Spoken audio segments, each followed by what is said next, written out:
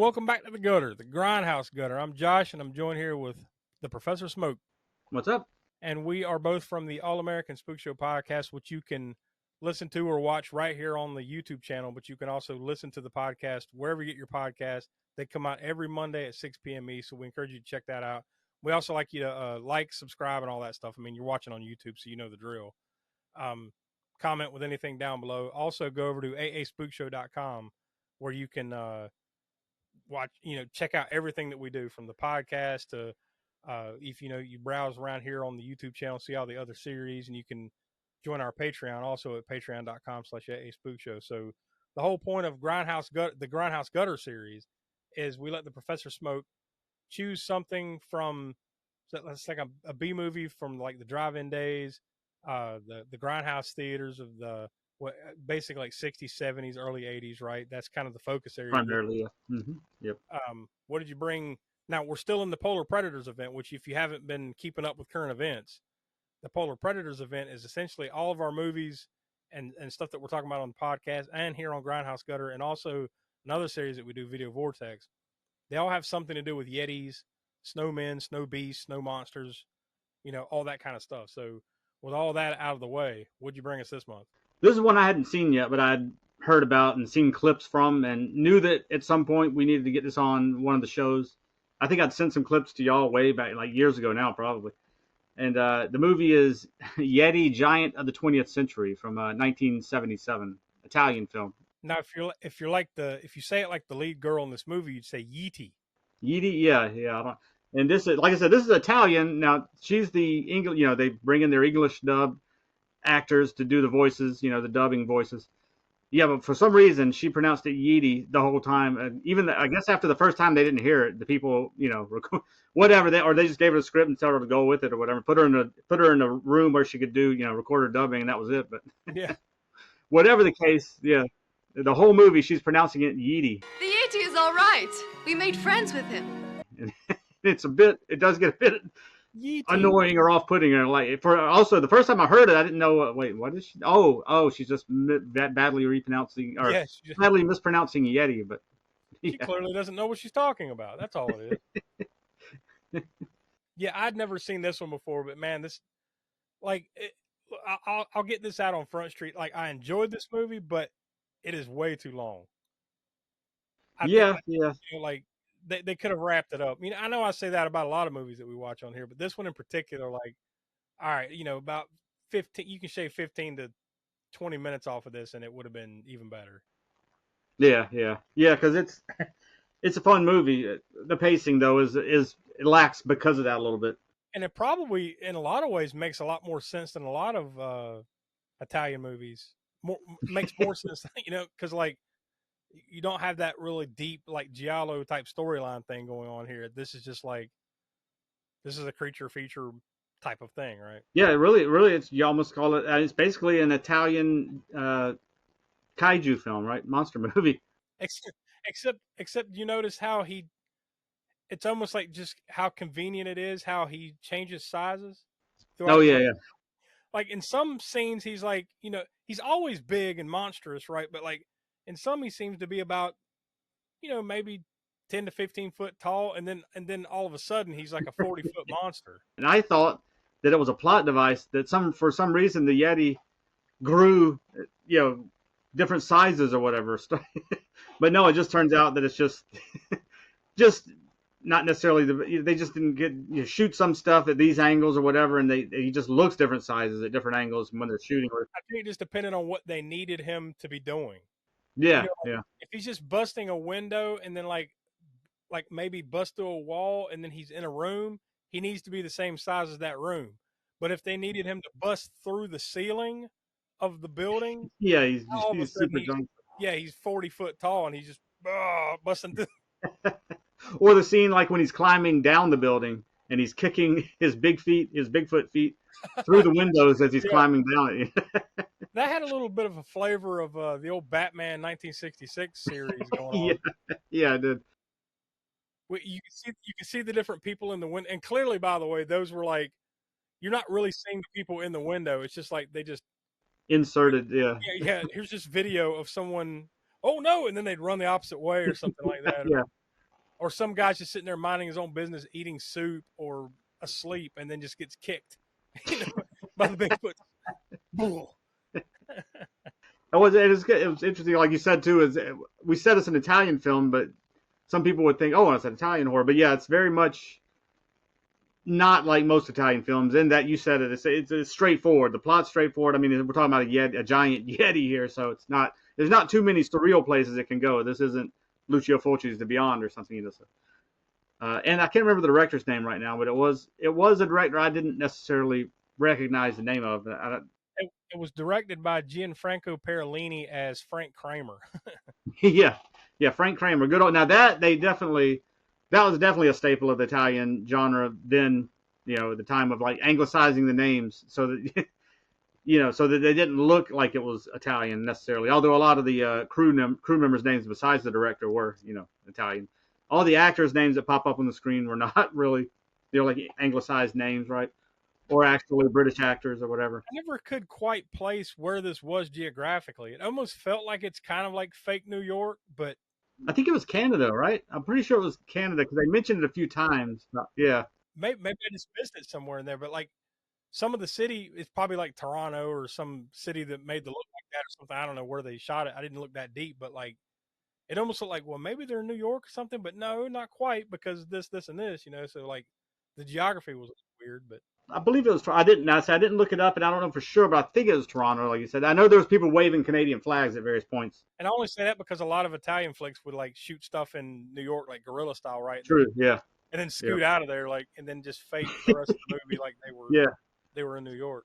Like the aforementioned Lucio Fulci and Zombie when he shot the scene of the zombies coming across the Brooklyn Bridge near the end of the movie. I think quality wise though, it still holds up pretty well. Now, of course, the green screen. I guess I don't even know if that's green screen. Quite. Yeah, I know it's 77. So however they were doing it, I guess it was the transposed film layers. Like, here's a background. Here's the Yeti. Now here's tiny people. Some of that stuff looks horrible, just flat out of the time kind of thing. But by and large, though, the movie as a whole looks, look-wise holds up pretty well. The look of the Yeti himself, I sent a picture on the chat, but I couldn't figure out at first, like, what does his hairstyle kind of remind me of? And then it kind of clicked. It was like, oh yeah, David Allan Coe in the era when he had the big poofy mullet. The guy that played the Yeti, the monster, his name was Mimmo Crao. Yeah, I mean he was supposed to be, I guess, because they find him in an Arctic and he's frozen in a block of ice. And at that point, you think he might be, because in that block of ice, he looks like he's probably, I mean, the block of ice is this big white block of ice with his feet hanging out of it, And then as they're melting it down, it looks like he's going to look like a Yeti. At that point, he did look like a Yeti because he still had the ice frosted in his fur, and so he looked like white, like a Yeti, And then it all melted out, and then he's just kind of brown like a giant Bigfoot, right? And then it just becomes King Kong. Yeah, then at that point, yeah, it goes to giant monster movie, yeah. Yeah, I mean, no, like specifically story-wise, King Kong. Oh, King Kong story-wise, yeah, and the effect of his hand reaching down and lifting them up in his hand, very, very Kong-like, right? They put some effort into that, though. The hand stuff. Mm-hmm. I mean, it looks bad, but considering it doesn't look horrible. And then there will be the scenes where like they're standing on the ground talking to him like Yeti, and they're talking to him, but like it would just, they built legs clearly, right? Yeah. Yeah. Legs and feet, and then they would just stand there and talk to the legs and the feet and look up. Yeah, looking up like but you just see the legs and obviously a giant pair of latex legs or whatever that they had built. And then there's some over the topness, like with the guy that owns the business. What is it, Honeycutt Henry? Yeah, he's like this big corporate Honeycutt. Yeah. So that dude's over the top, and I think he's like one of the first things you see in the movie is this guy. I'm like, oh, yeah. His first introduction to the movie, he's being helicoptered into his friend who's like an anthropologist, I guess, scientist or whatever. But you can tell he's like lowered down on this leather throne looking thing from a helicopter. And then just wants to belly up to the dude's soup, start eating his meal he was cooking or whatever, and then giving him the not ultimatum, but the deal he has about going and finding the Yeti in the Arctic, right? But this dude's super over the top, so he stands out. But I don't know if we can get away without mentioning one thing. Now, we don't give away spoilers on here. This isn't a spoiler, but there's a couple of odd scenes in the movie. One of them involving the Yeti. I don't know if you ever wanted to see a Yeti nipple before, but you will see one in this movie. it's not even so much that it's Yeti nipple. It's nipple in action. That's the disturbing part. Yeah. It's like nipples don't do this normally, right? But it was like it was If the they best do, I can. I don't magnify in to find out, right? Yeah, yeah. It's almost like inflate and deflate, or like a sphincter. Sphincter says what? A It's like sphincter, if you will. however they constructed this thing, they blew air in and out of it or something, like Yeah. a airbag, and like because they barely graze it, like think of it like these giant Yeti is holding a whatever age young woman she is, and then her little brother in his hand, and she just accidentally brushes up against it. It inflates and deflates, and then he's kind of like, It's very, very awkward scene. yeah, it's like, what But the hell is going on here? hilarious, but Oh yeah, also, oh yeah, yeah. Like, trust me, if it's not the greatest movie in the world, but there's fun to be had, and like, it needs to be. It's one of those kind of movies that we talk about here on the Grindhouse Gutter that need to be witnessed. and actually, this is one that is sort of a group setting kind of thing. Like if you and a couple of friends or whatever drinking or whatever, and throw this movie on, you will have a good time. So what we do on Grindhouse Gutter is we let you do two separate ratings, right? You do the gutter rating, which is the best way we've ever been able to explain it. What makes it grindhousey, right? Like a 0 through 10, that what all the elements put together, what makes it feel like these type of movies, and then you'll give a quote unquote star rating. Except we don't do stars. We do either cleavers for horror, choppas for action movies, shurikens for kung fu movies, or X's for exploitation. So this one falls. This is kind of a weird gray area one because it's not really a horror, but it's more horror than anything else, right? So you'll give cleavers for that. So 0 through 10, what's your gutter rating? Well, the gutter rating on this one. Now, when you think of things that make something grindhousey, if you're thinking like violence, sex and violence, etc., it's gonna. Well, it has 0. First of all, I don't know if this had an official rating or not, but if it were going to be rated, it would probably be a PG, I would assume. Yeah, maybe. Well, I don't know. Maybe PG-13. I mean, Maybe. yeah, it would probably. I mean, PG-13 didn't exist back then, so I would say PG-13 then, just for the nipple scene. Yeah, yeah. There's that awkwardness right for that, but there definitely isn't any real. Although there was opportunities for a certain amount of gore, if you were going to have this Yeti. Like there's one scene where he's about to stomp a guy, he stops short and he does something else, Oh yeah, which is what? okay. We should talk about that scene because again, there's not much to be given away here, and this doesn't give anything away. It's just the way a person was killed. But at first, the Yeti looks like he's going to step on this guy, and he does. He puts his foot on top of the guy, and the guy's yelling and screaming like he's about to get crushed. And then the Yeti stops, putting his weight down. The guy gets out from under his foot, and the foot is still just sitting there, hovering in the air, kind of a little bit above the ground, about you'd say neck level with the guy, right? Because the next scene is the Yeti pushing his foot forward with his big toe and the next toe, middle toe and the big toe, whatever, spread apart, puts the guy's head, between his toes and squeezes his neck and kills him that way. Yeah.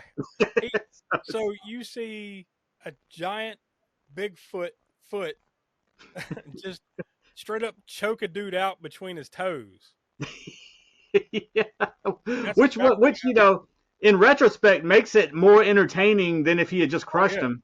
Because he could have just crushed the guy with his foot. Because there were a couple of times in the movie where he did step on somebody and they kind of cut from it. Remember, like yeah. He's kind of like smash, and then you hear a guy, the Wilhelm scream or something, and that was it. So like, this is the only one where you kind of like, oh man, you're about to see him smush somebody, and I was like, no, I'm gonna choke him out with my toes instead. Now I don't know if that's just to get away, like not have to show any gore, because again, this movie, like I said, back then it probably would have been rated PG since they didn't have the PG-13s, and there's no sex, no language really in it or anything like that, and very minimal violence. The way he's acting, the expressions on his face and stuff. He's not vocal other than screaming, so it's a lot of at various levels of that, of his vocal qualities or whatever. Yeah.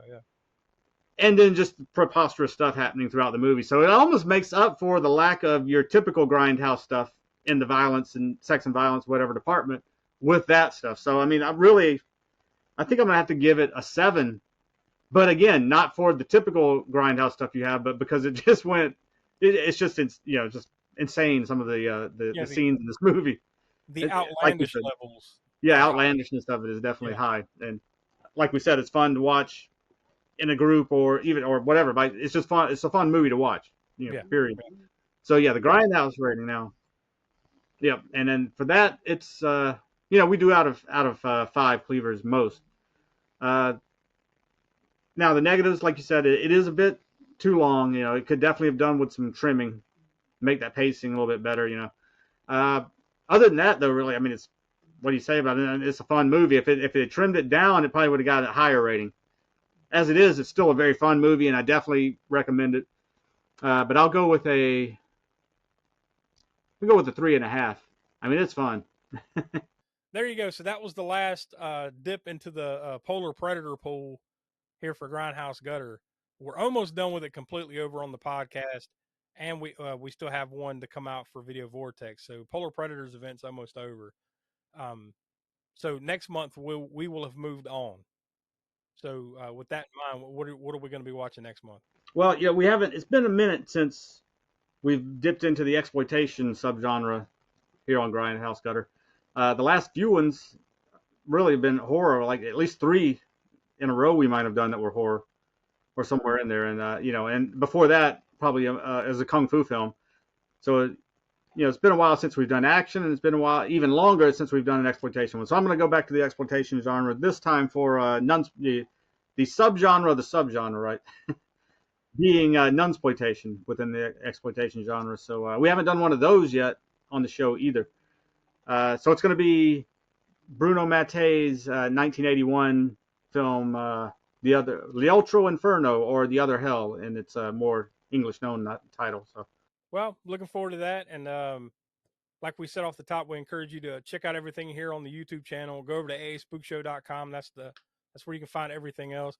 If you listen to the podcast, either here or over on Apple Podcasts, leave us a 5-star review there. That always helps us get some more eyes and ears on the show.